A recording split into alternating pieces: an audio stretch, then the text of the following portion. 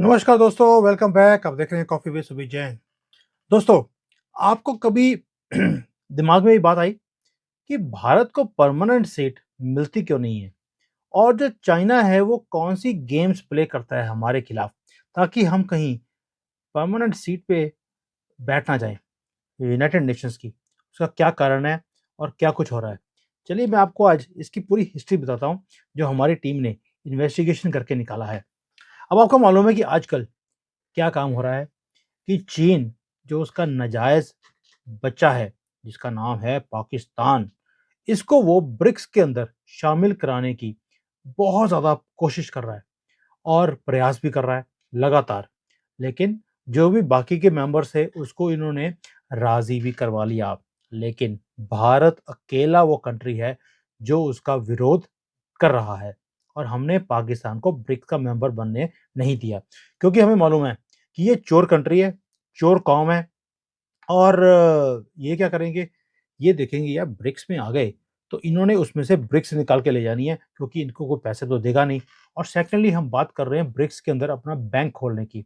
BRICS का अपना bank हो, अपनी करेंसी हो। इनको लगता है नया बैंक खुल रहा है, उनको चूना तो हम लगा ही लेंगे, तो ये उसमें से पैसे निकाल लेंगे। और चीन भी चाहता है कि उसने जो 70-75 बिलियन ऑलरेडी पाकिस्तान को पिछले 20-25 सालों में दिए हैं, उसके पैसे वापस नहीं आ रहे।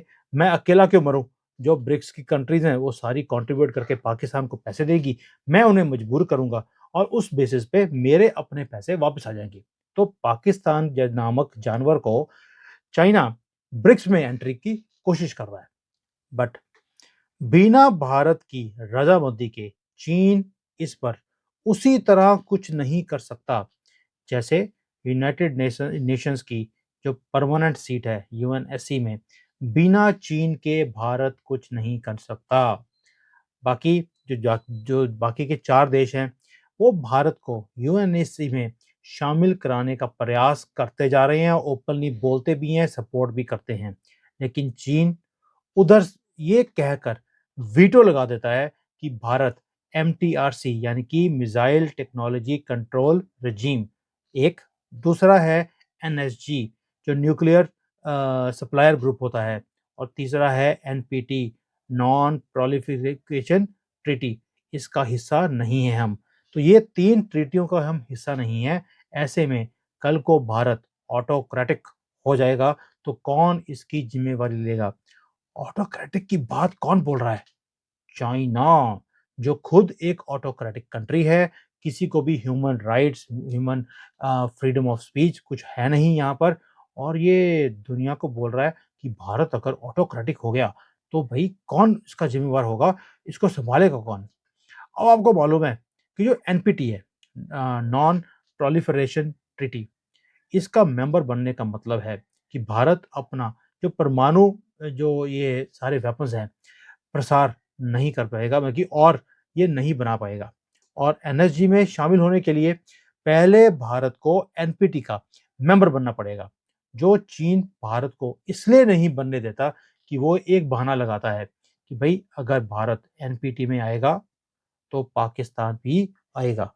दैट मीन्स चाइना ने हमें उस रास्ते पे खड़ा कर दिया ताकि वो ये कंडीशंस लगाकर हमें यूनाइटेड नेशंस की परमानेंट सीट पर बैठने नहीं देता और हमारी दावेदारी को वो उठाकर डस्टबिन में फेंक देता है। उसी तरह से भारत ने भी पाकिस्तान की दावेदारी ब्रिक्स में जो आने की है, हमने भी डस्टबिन में फेंक दी। अब जो एमटीसीआर है, इसमें मेंबर तो हम बन गए 2016 में।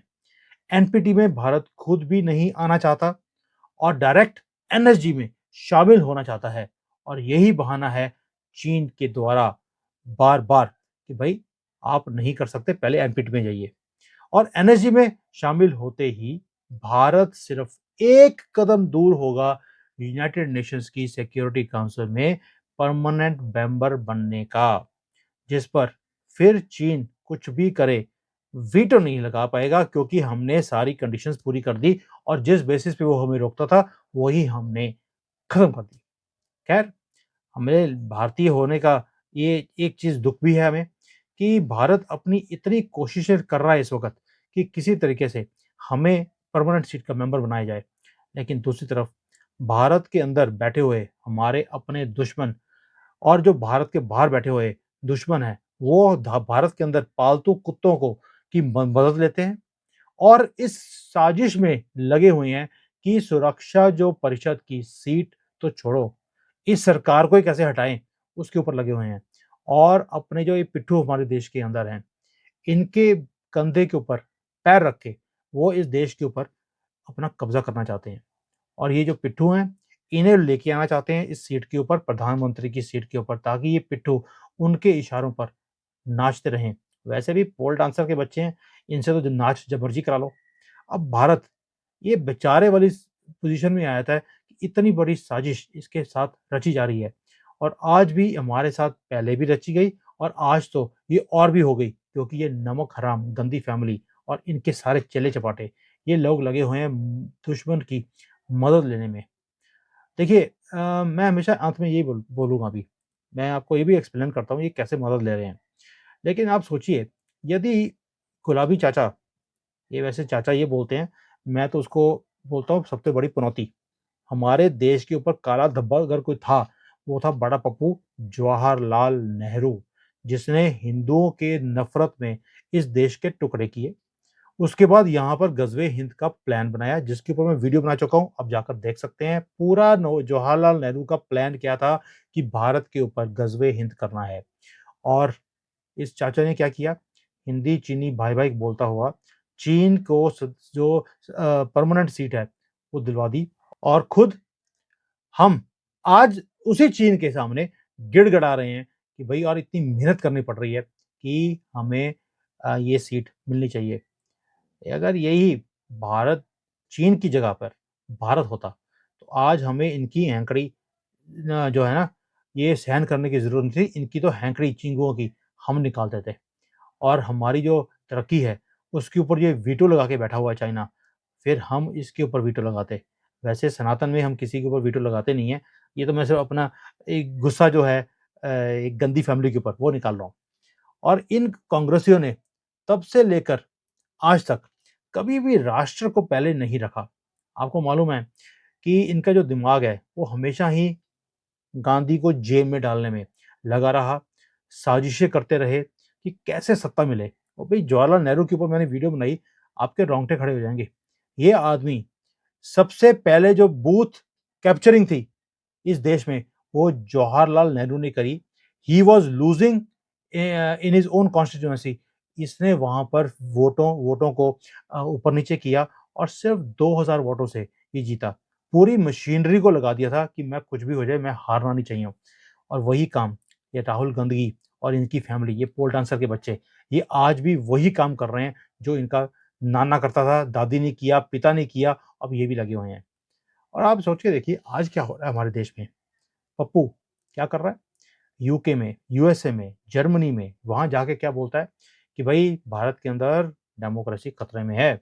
अगर आप जो है डेमोक्रेसी को बचाना चाहते हो, आप हमें ले आइए। मीन्स वो वहाँ पर जाकर उन्हें रेजिम चेंज करने के लिए बोल रहा है आउटसाइड पावर्स को।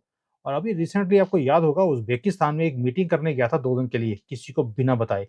और किसके साथ मीटिंग करी है? जो रेजिम चेंज की एक्सपर्ट है, समांथा फॉक्स, नाम ही फॉक्स है, तो काम भी फॉक्स वाले करेगी। उसको बोल के आया ये कि भैया आप हमें ले आइए, आपको जो चाहिए हमारे से साइन करवा लो। यूएसए को बोल के आया ये। और दिग्विजय सिंह, ये तो पाकिस्तान चला गया था, उनके बोल के आया कि भई आप हमें ले आइए और हम आपके लिए सब कुछ करने को तैयार हैं। और पप्पू, ये दूसरे दिन चाइनीज़ की एम्बेसी में बैठा होता है, उनसे हेल्प माँग रहा होता है कि भई आपको अरुणाचल चाहिए, हम दे देंगे, आप मुझे प्रधानमंत्री बना दीजिए। ब्लैंक चेक इसने साइन करके दिया सबको। और मुसलमानों के लिए तो मोहब्बत की दुकान इसने खोल ही दी है, जहाँ पर हिंदुओं की ज़िंदगियों के भी ब्लैंक चेक इसने साइन करके दे दिए, भई आप जो मर्ज़ी कर लो हिंदुओं के साथ, हम बोलने वाले नहीं हैं। जैसे हम कर्नाटका में आँखें बंद करी हुई हैं, 75 सालों से हमने हिंदुओं के कत्ल हुए, उनकी लेडीज़ का जो भी किया इन्होंने और धक्के मार के इनको कैसे कश्मीर से निकाला, हमने आँखें बंद कर लीं।